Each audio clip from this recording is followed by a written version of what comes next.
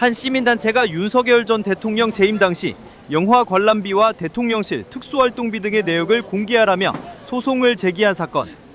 시민단체가 2심까지 승소했지만 최근 대법원에서 패소 취지로 뒤집힌 사실이 알려졌습니다. 법조계에 따르면 노경필 대법관이 주심을 맡은 대법원 3부는 지난 6월 한국납세자연맹이 대통령 비서실장을 상대로 된 소송에서 원심 일부 승소 판결을 깨고 사건을 서울고등법원에 돌려보냈습니다. 한국납세자연맹은 2023년 윤석열 정부 당시 대통령실 특수활동비 지출 내역과 업무 추진비 집행 내역 등을 공개하라며 정부 공개를 청구했습니다.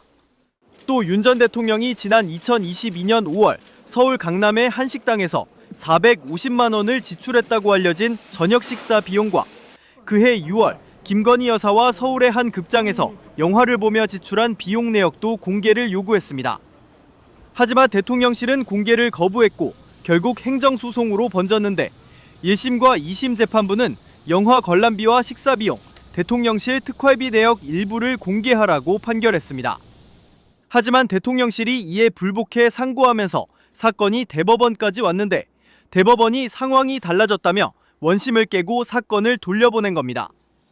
대법원은 그 사이 윤 전 대통령이 파면되고 이재명 정부가 출범하면서 문재인 정부가 더 이상 대통령실에 있지 않고 대통령 기록관으로 이관됐다는 이유를 든 것으로 전해졌습니다.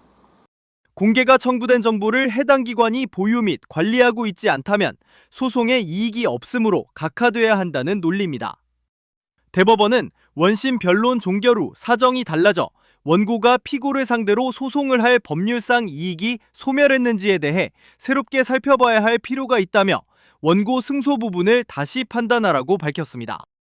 이 조희대 우리가 너무 놓치고 있었다. 조희대 오랜만이네. 나는 진짜 불안해. 지금 흘러가는 상황이. 그렇습니다. 우리가 그동안에 엄청나게 애써가지고 내란범들 다 잡아놓고 그렇죠. 내란범들 수사하고 그렇죠. 내란범들 1, 2심에서 유죄받고 했는데 결국은 조희대가 이거 다 가로채기. 희석시키는 거 아니냐. 다 왜- 털어주는 거 아니냐. 왜 이런 또요? 지금 왜 위기에 또? 놓여 있어. 위기에. 왜 또? 자, 관련한 이야기 전문가분들과 나눠보도록 하겠습니다. 네. 먼저 봉지욱 기자 박수로 모시겠습니다. 네, 안녕하세요. 네, 예, 반갑습니다. 오랜만이네요. 네. 매봉쇼를 막 마치고 왔습니다. 그 매봉쇼 예. 때문에 지금 계속 이렇게 늦게 출연해야 돼서 저희가 입장이 난처해요. 근데 한번 제가 정리를 하고 오니까 여기서 또 엑기스만 쫙 뽑았어요. 예. 그렇습니까? 네. 오늘 뭐 만들다 보니까 그래픽을 혼자 30개를 만든 거예요. 네. 뭐 저도 헷갈리더라고요. 그러니까요. 방송하면서. 오늘은 예. 이제 좀 지금 정리가 돼서 깔끔하게 왔어요. 예, 예. 퍼펙트하게 가겠습니다. 네, 고맙습니다. 자, 그리고 매불쇼 오랜만에 찾아주셨습니다. 판사 출신이고 윤석열과 최일선에서 맞서 싸웠던 분이죠. 한동수 변호사 박수로 모시겠습니다. 안녕하세요. 네, 안녕하세요. 네, 오랜만에 뵙겠습니다. 네. 요즘 어떻게 지내고 계셨습니까? 근황을 제가 잘 몰라서. 제 뭐 두 가지 일들, 그러니까 제가 뭐 변호사로서 하는 일 네. 제외하고 하나는 제가 민주당 중앙당 윤리심판원장을 맡고 있어서 그렇습니다. 그에 관한 일들을 하고 있습니다. 네, 그거 최강욱 변호사 징계하신 분이죠. 네, 약간 나는 이게 멋있다고 생각하는 거야. 뭐냐면 네네네. 두 분은 어찌됐든 뭐 사적인 관계가 있을 거 아니야. 그러나 딱 징계. 그럼요. 네, 뭐 국민의힘 윤리위원회랑 그 명칭을 좀 혼동하시는 분이 있는데 민주당 중앙당 윤리심판원은 저를 비롯해서 비당원이 5분이고 당원이 아닌 사람들이 예. 그리고 당원인 사람이 뭐 현직 국회의원 당연직 2사람을 포함해서 넷 그러니까 총 9명의 심판위원으로 구성돼 있고요. 예. 뭐 말씀한 예를 하나 이해가 될 수 있을지 모르겠지만 공정하게 그러니까요. 또 이렇게 네. 독립해서 예, 이렇게 맞습니다. 또 의견들이 뭐 징계 안건이 있으면 다수결로 네. 이렇게 의결하고 있습니다. 네. 예. 저는 정말 속으로 참 멋있다 이런 생각을 좀 했었습니다. 네, 표현해 주셔도 감사합니다. 대단히 어쩌다가 고맙습니다. 제가 네. 그렇게 하게 됐습니다. 네. 자, 지금 그리고 하나 더는 그 네. 형사소송법 개정됐을 때 예.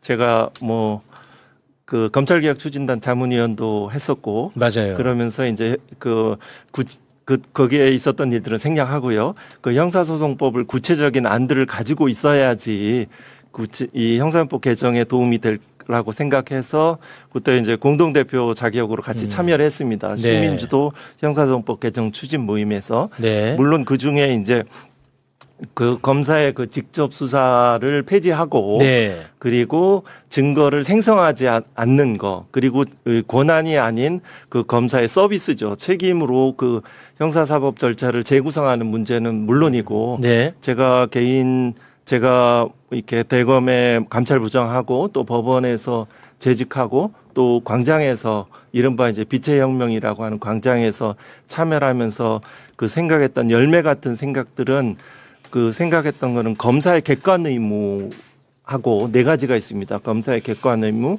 그 피의자와 피해자 진술의 영상 녹화 네. 의무하는 거, 그 다음에 그 시민이 참여하는 공소심의위원회 그리고 또 공소기각 사유에 그 명시하는 거 요 네 가지입니다. 실제 제가 주장했고 공소기각 사유 같은 경우에 조문은 제가 워딩을 직접 했습니다. 아, 이번에 들어갔죠. 네. 네. 그래서 이제 뭐 기타만 이제 그 밖으로 바꾸셨더라고요. 최종에 아. 한글화 시킬까 하다가 뭐 그 넘겼더니 그렇게 네, 해서 그 이번에 들어갔습니다. 조금 시간을 주신다면 시간은 이제 검찰 개혁 관련해서는 마지막에. 그럴까요? 네, 그렇게 네네. 하겠습니다. 네, 그렇게 제가 좋습니다. 괜히 근황을 여쭤봐가지고. 길어졌다는 얘기죠. 네, 그거는 오늘 좀 왜냐면 조희대가 저는 지금 불안해갖고 네. 아주 미칠 것 같거든요. 불안해하지 마십시오. 그거는 이따가. 네, 네. 그럼 뭐 일단 달려가 보겠습니다. 예. 조희대. 예. 저는 상당히 불안합니다. 현재 먼저 김건희 얘기부터 좀 김건희. 해볼게요. 예. 김건희는 서울 남부구치소에 구속되어 있어요, 현재. 그런데 다시 풀려날지도 모른다는 우려의 목소리가 나오고 있습니다. 예. 일단 김건희 어떤 죄로 구속되어 있는지 2심 선고 좀 정리 좀 부탁드리겠습니다. 도이치모터스 주가 조작 의혹 이게 자본시장법 위반 유죄를 받았죠. 그리고 명태균 여론조사와 관련해서 정치자금법 위반 이거는 무죄였습니다. 그리고 통일교로부터 여러 가지 이제 뭐 받은 거 있지 않습니까? 그 네. 알선 수재 혐의 유죄. 그래서 징역 4년, 벌금 5천만 원, 그라프 목걸이 몰수했고 2,094만 원이 추징이 됐습니다. 그렇습니다. 근데 이 재판 관련해 가지고 원래 7월 16일에 상고심이 예정되어 있었거든요. 그런데 윤석열과 명태균이 여론조사 관련 유죄 선고가 나는 바람에 네. 갑자기 이제 특검은 대법 선고를 연기해달라고 요청을 했고 대법이 그걸 받아줬어요. 그래서 24일에 선고하기로 했었거든. 네. 그런데 갑자기 전원합의체에서 요거 판단하겠다 해서 지금 무기한 연기가 된 상태입니다. 예. 이 재판이. 예. 이제 그러다 보니까 김건희의 구속 만기일이 10월 28일까지예요. 오. 그 사이에 이게 이제 최종 판결 안 나오면은 네. 이게 풀려나는 것 아니냐 이런 이제 우려의 목소리가 있는데 관련해서 봉지욱 기자가 좀 관심을 많이 갖고 있던데요. 네, 근데 8월 그럴 28일. 가능성은 있는데 지금 다른 사건 선고가 하나 더 있죠. 9월 22일에 9월 달에. 그렇습니다. 네, 9월 달에 지금 다른 그 사건 메간 매직 관련한 네, 메간 거거든요. 매직이 1심 잠깐 메간 매직 네. 좀 띄워주시면은 요게 지금 징역 7년이 나온 네. 상태인데 예. 이게 이제 9월 22일에 2심 선고가 나옵니다. 근데 거기서 법정 구속을 시키면은 우려는 해소되지. 법정 구속이 될 겁니다. 아, 그래? 그래서 아, 네. 크게 걱정은 안 하지만 근데 왜 이렇게까지 하지라고 해보면 아까 이제 김건희 사건에 대해서 정말로 그 이진관 판사가 윤석열, 명태균을 유죄를 내렸기 때문에 그것 때문에 그런 거야. 김건희만 무죄니까. 그 생각도 하는데 한편으로는 도이치모터스 사건이 1심 우인성 판사 때 무죄였잖아요. 네. 근데 2심에서 유죄가 됐잖아요. 네. 도이치모터스 공동 정범이. 네. 근데 한편으로는 그렇다면 그 주가 조작 사건에서 공동 정범이 맞냐 안 맞냐 법리 좀 그런 법리를 따져 보려는 거 아니야? 그런 생각도 들긴 들어요. 예. 그러면 그게 무죄가 될 수도 있다는 그러니까요. 우려네. 예. 만약에 뭘 다툴지는 모르겠는데 대법원이 뭐 형량을 정하는 건 아니고 유죄냐 무죄냐 이 법리가 맞냐 이것만 따지는 거니까 네. 도이치모터스 사건에서 혹시 그걸 따지려는 거 아니야? 의심은 되는 거죠. 아. 제가 대법원 재판연구관 예. 했던 경험에 그렇습니다. 비추어서 뭐 여러 가지 가능성의 하나의 저의 추측일 수 있는데요. 네. 이 대법원에서 선고일이 잡혔지 않습니까? 뭐 2번 연기되면서 이제 추정했다가 전압이 들어간 선고기일이 잡혔다는 것은 뭐냐면 그 소부 4명의 대법관들이 연구관 검토 보고서 다 들어갔고 이건 이제 선임 재판 연구관, 선임 부장 다 라인을 거쳐서 합의까지 마쳤다는 겁니다. 판결 초구도 돼 있었던 상태였고요. 네. 선고기일 잡히면 네, 네. 아주 그러면 이건 상고 기각이었죠. 상고 기각일 가능성이 높아 보여요. 그때 합의 들어갔을 때는. 그러고 나서 특검의 요청으로 이진관 재판부의 판결이 나오고 특검이 이제 연기해달라는 요청으로 이제 들어간 거죠. 네. 제가 추측할 건데. 그래서 그때 그러면서 이제 그 조희대 대법원장이 강조 이렇게 했던 것은 그 633을 지키자. 그죠? 그거는 네네. 그 입장들이 하급심까지 다 이렇게 전달될 정도였는데 본인이 이걸 어기게 되었거든요. 네. 대법원에서. 네. 그러니까 판사들의 언어로 말하면 모양이 빠지는 거죠. 네. 이걸 이래하면서 위반하면서까지 이렇게 된 거는 당시에 상고기각으로 판결 주문이 나왔었는데 아마 10중 7, 8, 9쯤은 그럴 것 같은데요. 네. 그래 놓고 그러고 나서 이제 하급심에서 이진관 그 재판부에서 이제 유죄 취지로 나오니까 이 결론을 바로 바뀌려면은 별도로 이제 재합의가 좀 필요하잖아요. 새로운 연구가 검토가 있어서 아마 그럴 가능성들을 저는 생각해 봤습니다. 일단 제가 좀 워낙 무지해서 네. 상고 기각으로 아마 결론이 나 있었을 거다라는 표현이라는 것은 네. 그러면 2심 그대로를 인정한다는 취지예요? 그렇죠. 아, 그 뜻이에요. 그랬으면 이진관 재판부의 판결이란 변수와 상관없이 그대로 선고가 됐겠죠. 그거가 배치되는 결론으로 합의가 되어 있고 판결이 작성돼 있겠죠. 선고기일이 공지가 되면은 이렇게 바꾸는 경우는 정말 아주 극히 이례적입니다. 아니 그러니까 다시 한번 좀 제가 좀 쉽게 설명해 조금 어려워요. 이거 어려워요. 하나도 못 알아듣고 저 진짜 있습니다. 모르겠어요. 최영진이. 네. 그러니까 김건희 2심 잠깐 좀 올려주시겠습니까? 김건희 2심. 예, 2심 잠깐 올려주시면은 자, 요게 이제 2심이란 말이에요. 징역 4년. 근데 요게 이제 상고심에서 판단을 받아야 되는데 상고 기각이라는 뜻은 이대로 판결하라는 취지예요? 네네. 아, 맞아요? 2심의 원심의 판단은 정당하다. 아, 그 뭐 뜻이죠. 상고의 주장은 이유 없다. 뭐 이렇게 판단을 하고 또 이진관 재판부의 그 판단과 배치되지 않는 그런 결론으로 유지하는 식으로 합의가 이루어졌고 합의가 됐을 때 선고일이 지정되거든요. 오케이, 대법원이. 알겠습니다. 네. 그런데 이게 이제 전원 합의체로 갔다. 그거는 그럼 어떻게 해석이 가능하다는 거죠? 그거는 이제 이진관 재판부의 판결을 충분히 받아보고 그에 따라서 결론이 바뀔 수도 있다. 아, 예, 그러면은 그런 가능성들이. 아니 그러면 이것도 아마 못 알아들었을 텐데 2심 잠깐 좀 띄워주시겠습니까? 제가 부족해서 그렇습니다. 아, 아니. 제가 무식해서 그래요. 무식해서 그런 거예요. 예. 다시 좀 띄워주면 이 말씀은 뭐냐? 원래대로 준비된 거면은 이대로 명태균 아마 부분. 판단했을 거다. 아, 그렇죠. 근데 지금 전원합의체로 갔지. 그렇죠. 그것은 뭐냐? 두 번째 명태균 정치자금 위반 무죄잖아. 예. 요거를 유죄로 하려고 하는 것 아니겠느냐라는 해석입니다. 완전 이해됐어요. 아, 유죄로 하려는 것은 아니고, 아니고? 유죄인지 여부에 대해서 조금 더 판단해보자. 신중한 검토를 신중한 해보겠다. 검토를 해보자. 오케이. 이런 취지로 될, 뭐 제가 생각하는 가능성 중에 하나입니다. 네네네. 알겠습니다. 제가 아니 어떻게 근데 대법원 상황으로 사정을 보면 알겠습니까? 그게 확률이 제일 높죠. 아, 왜냐하면 됐어. 김건희 무죄, 명태균 무죄 나왔을 때 정치 활동을 하는 사람들이 아니라고 그랬어요. 네. 할 때. 그리고 영업 활동의 일환이었다고 했고 계약서도 없다 이렇게 했는데 이진관 판사 판결문을 보면 윤석열, 명태균 무죄 줄 때 묵시적인 합의, 묵시적인 계약이 있었다라고 봤는데 거기서 김건희의 역할이 더 주도적이었다라고 판시가 돼 있습니다. 판시가 돼. 근데 그렇게 판결을 해놓고 김건희를 갖고 똑같은 건데 무죄를 줘버리면 이게 좀 안 맞잖아요. 그렇지. 근데 그게 제일 이제 지금 보면 확률이 높은데 예. 혹시 하도 이상한 일이 많이 일어나니까 그렇지. 지금 도이치모터스 같은 경우는 1심에서는 방조 혐의는 있다라고 판결을 했어요. 우인성 판사가.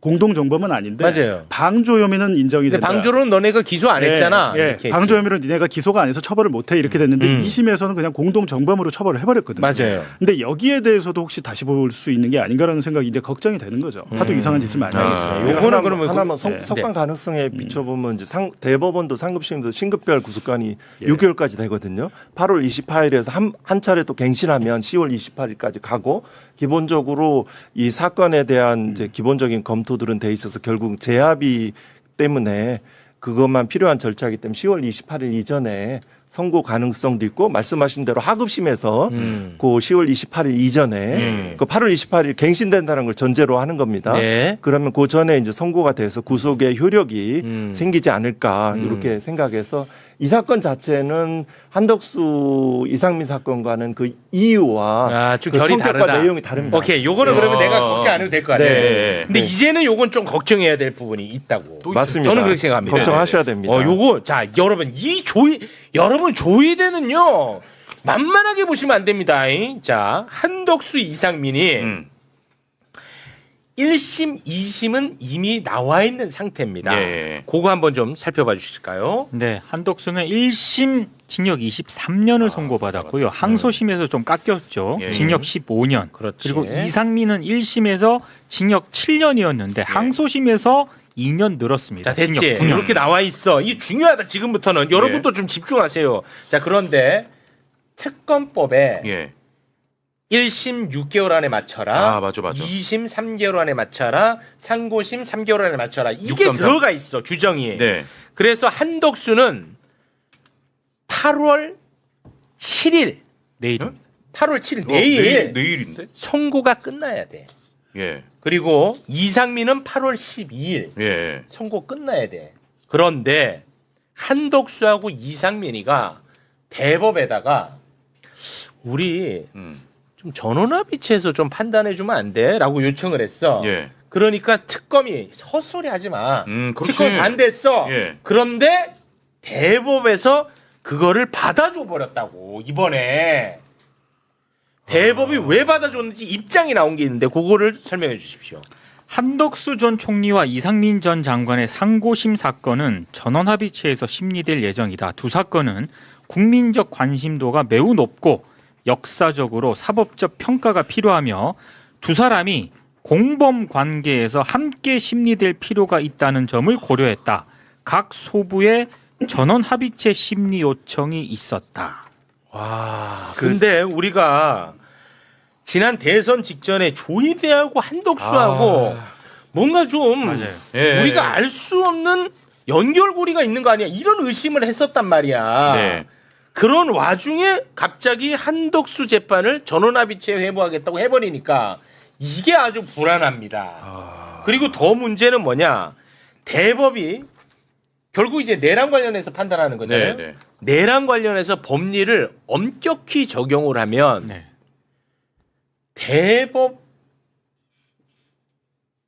대법관들도 이게 골치 아파질 수가 있어. 왜냐?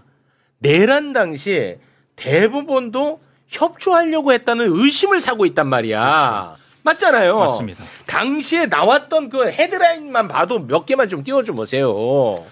자, 대법원 계엄 상황 형사재판 관할 검토 중. 예. 조선일보도 한번 볼까요? 자, 대법원 비상계엄 관련 긴급심의와 간부회의 진행이란 헤드라인으로 비상계엄에 따라 사법권의 지휘와 감독은 계엄사령관에게 옮겨간다. 계엄사령관 지시와 비상계엄 매뉴얼에 따라 향후 대응을 마련할 것. 그러니까 한덕수에 대한 한덕수 부작위 논란이 있거든. 그렇죠. 예. 이게 1심, 2심 다르잖아요. 네. 부작위 관련해서 판단이 다르단 말이야. 아, 나 불안합니다. 이거 어떻게 좀 한번. 네, 저도 같은 취지의 그런 경계를 하고 있는데요. 아, 나 그 불안해. 뭐냐면 이 사건은 아까 그 김건희 사건하고는 기본적으로 이유와 성격의 내용이 완전히 다릅니다. 그렇습니다. 이거는 굉장히 경계하고 잘 검토해야 될 사항이 많다라고 생각합니다. 그 중에 하나는 네.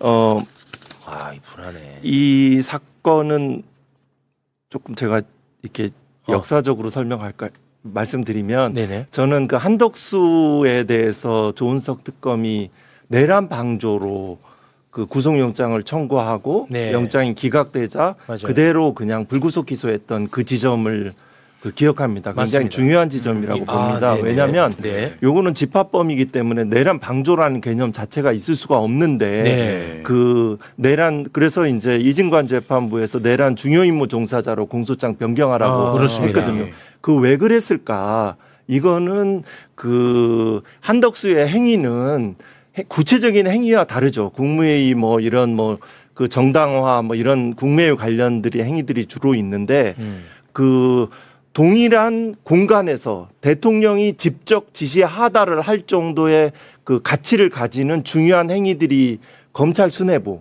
그 다음에 대법원, 또 대통령실의 동일한 구조로 가지고 있다는 거죠. 네. 이거를 중요 임무 종사가 아닌 내란 방조 행위로 하면 결국 그에 따른 수사가 되는 것을 차단하는 효과가 가져오죠. 더 좁게 얘기하면 검찰에 대한 수사를 멈추는 거죠. 그 지점으로. 그래서 이제 어떻게 보면 법리에 밝고 정의로운 그 이진관 부장이 눈치채고. 공소장 변경을 요구했죠. 어. 그러고 판결에 그걸 썼죠. 예. 국민의 눈높이에 맞는 부작위 부분도 설치를 했고 맞아요. 여러 가지 이런 설치를 했기 때문에 결국은 제가 뭐랄까요, 되게 사법의 신뢰 그리고 일선법관의 재판의 신뢰들을 생각하면 이 대법원에 나는 입장 표명들은 대법원 전환 합의체의 심리 절차에 관한 내규에 관한 그런 표현들이거든요. 네. 역사적으로 사회적 평가가 이에 보면 회피 규정이 있습니다.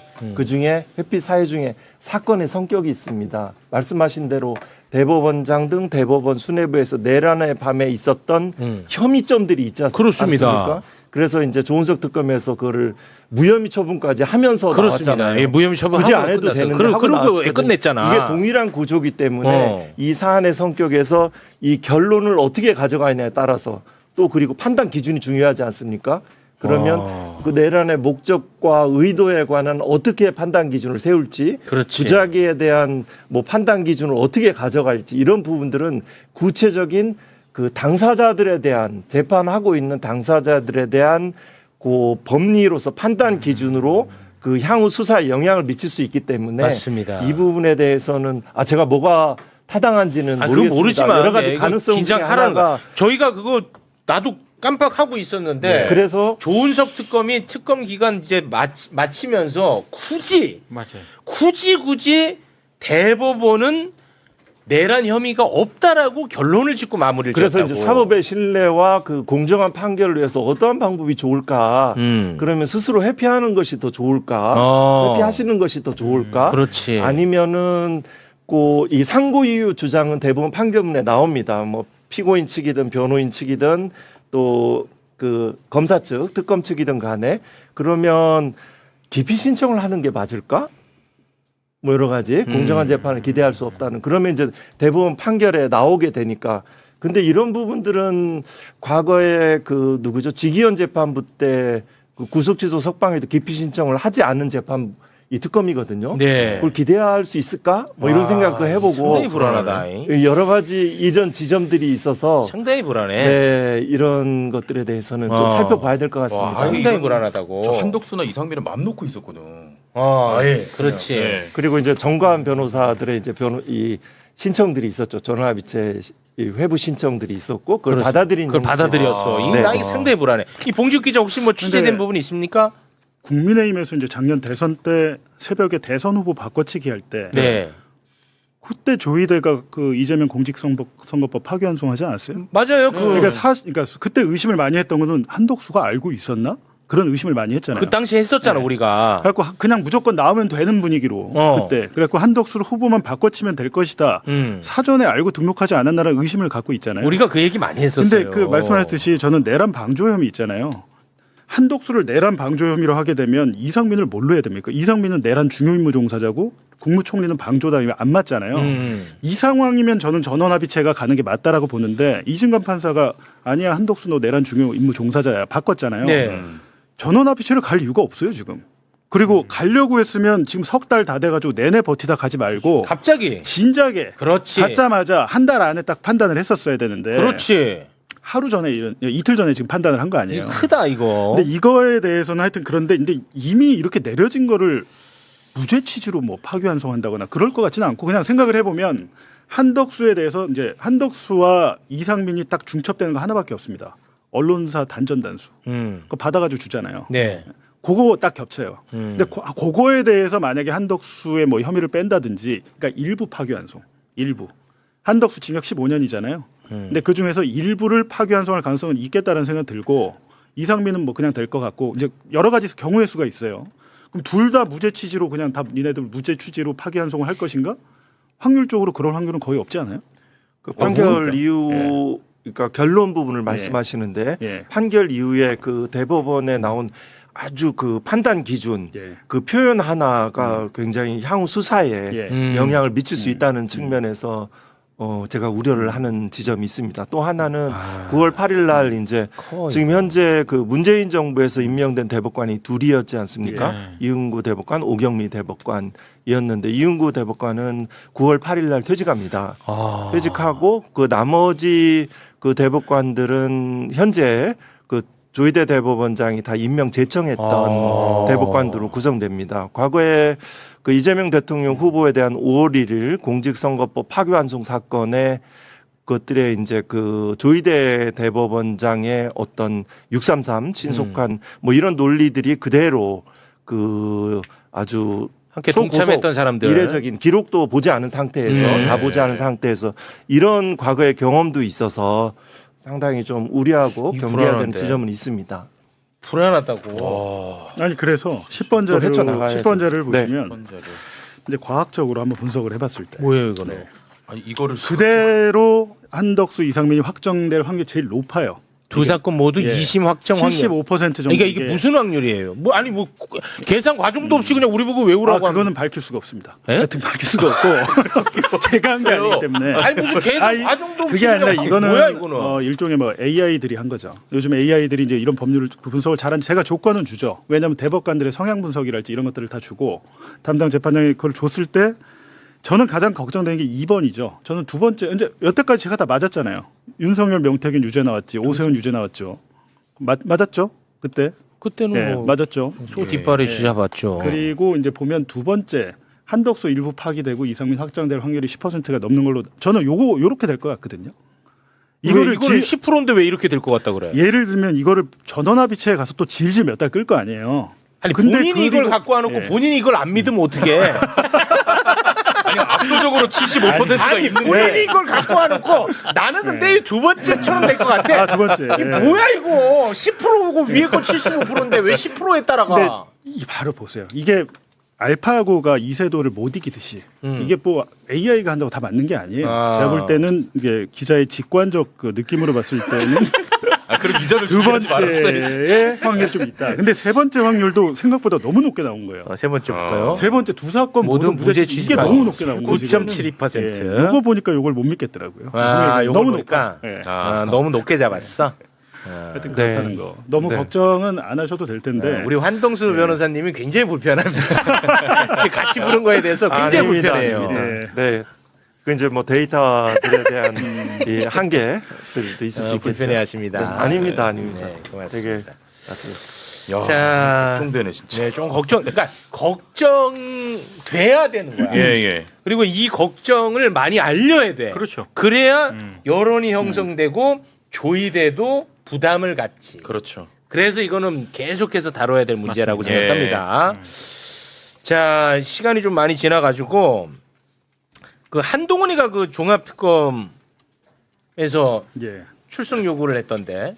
그러니까 저는 너무 늦은 감이 있지만 지금이라도 좀 수사를 해봤으면 좋겠다. 왜냐하면 한 달 반 전에 그 박성재 장관 판결 나왔을 때 이것도 이중간 판사예요. 이중간 판사가 박성재 판결문에 한동훈의 그 12월 4일 계엄 다음날 회의. 행적에 대해서 당정대회 적었잖아요. 그때 제가 나와서 설명을 했잖아요. 한동훈이 지금 이게 한 행위가 이게 내란 동조 아니냐. 그렇지. 라고 회의가 있었어. 그걸 했는데 요거에 대해서 타임라인으로 제가 정리를 좀 해보니까 일단은 12번 자료를 보시면 내란 특검에서 일단 참고인으로 불렀습니다만 한동훈이 지금 내란 방조 혐의로 기소된 사람은 한덕수밖에 없었어요 여태까지. 근데 결정적으로 중요임무 종사를 바뀌었고. 근데 한동훈은 내란을 실행할 때 같이 공모하진 않았기 때문에 내란 중요임무 종사는 안 될 것 같고. 그건 안 돼. 내란이 그러니까 비상계엄 해제 의결이 되고 난 다음 날부터 한 행위들을 보면 내란 방조는 충분히 됩니다.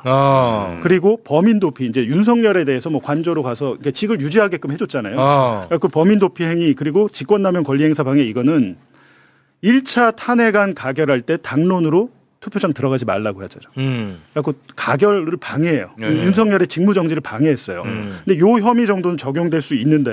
이건 잘 해왔네. 제가 볼 때 이제 이 이유가 있을 거 아니에요. 이유가 있는. 참고로 지금 한동훈이는 참고인 신분입니다. 네. 처음에 부를 땐 다 참고인으로 부릅니다. 처음에 부를 때는 부르는데. 작은 거 하나로 예. 한동훈은 또 이거 고소가 아니 근데 하니까. 여태까지 저뿐만이 아니고 좀 이 눈이 밝은 법조인들이나 기자들은 아니 한동훈이 했던 행위들을 보면 범죄 증거가 지금 다 남아 있는데 왜 저 사람 한 번도 조사 안 해라고 얘기하는 사람 많잖아요. 근데 그 중에 나도 있어요. 그리고 그러니까 8번 자료를 보시면 일단 12월 4일에 당정대 회의를 하면서 뭐 정진석, 한동훈, 나경원, 김기현 뭐 등등등 해가지고 모여서 윤석열의 하야나 탄핵은 안 돼. 이거는 그냥 김용현이나 뭐 경찰 쪽에 그냥 떠넘기고 가야 되라고 논의를 하잖아요. 그리고 내란 정당화의 논리를 그렇죠. 개발했다고 지금 의심받고 있습니다. 정치적인 수수반들을 자기들이 토론을 해가지고 결정을 한 다음에 이날 또 한동훈이 윤석열을 오후 5시에 만납니다. 회의를 하고. 맞아요. 그리고 이날 밤 11시 반에 기자들에게 설명을 해요.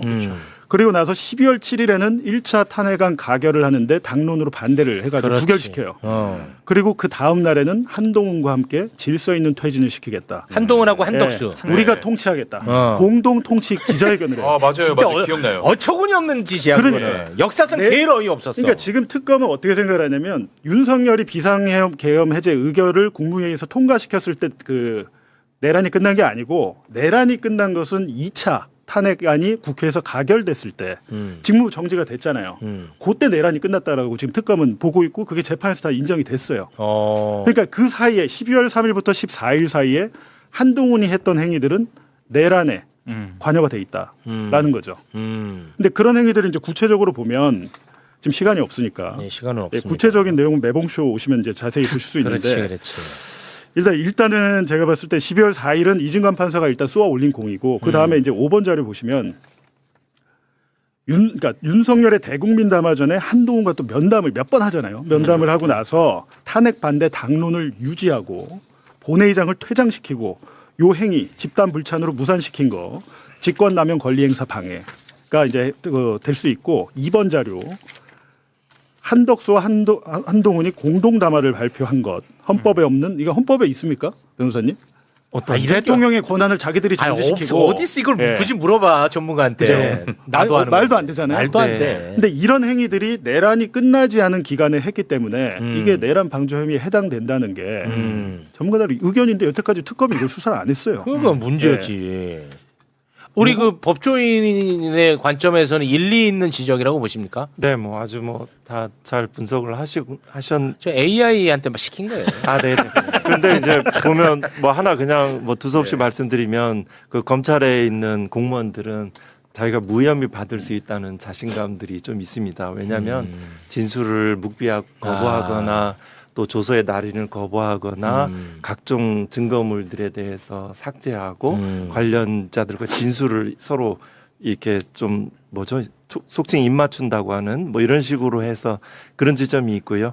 당시에 말씀하신 대로 현재 참고인 신분인데 네. 그러면 그 당시에 이제 내란 세력과 이제 뭐 그 역사적인 장면으로 보면 그 혼돈스러운 시기에 그 정권의 유지, 그 정당의 권력의 유지들, 그 차기 권력에 대한 그 숨가쁜 욕망과 그 움직임들이 아마 있었을 것 같아요. 네.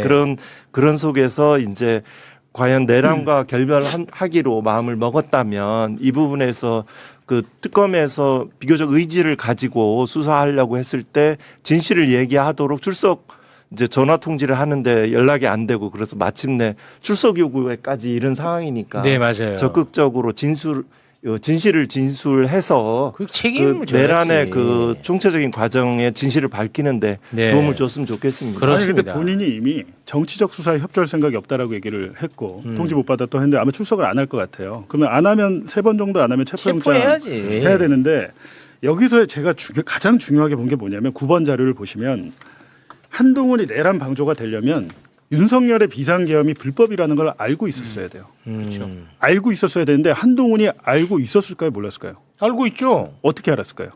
자기 잡으러 온 거 얘기했잖아. 발언이 본인이 있었지. 그러니까 본인이 얘기하고 본인의 책에 썼죠. 네. 12월 3일 밤에 그 본인이 얘기했잖아. 믿을 만한 분으로부터 체포 명령 네. 너 있으니까 국회 가면 너 잡아 죽일 거야. 그거 알고 있잖아. 그겁니다. 불법 비상계엄이라는 걸 본인이 인식하고 있어요. 그렇지. 이게 중요합니다. 인식을 한 상태에서 그 다음 날부터 행위를 지속한 거예요. 그렇지. 이거는 좋았다. 법조인이 아닌 일개 기자가 봐도 말도 안 되는 일인데 이거 좋았어. 여기에 대해서 내란 특검에서 진짜 뭐 했냐는 거예요. 아, 이거 좋았다. 종합특검이 지금 뒤늦게 했는데 요거를 좀 종합특검이 잘 메이드를 하면 종합특검 연장 한 번 더 해줘야 된다. 아, 이거 좋았다. 그 네. 포인트.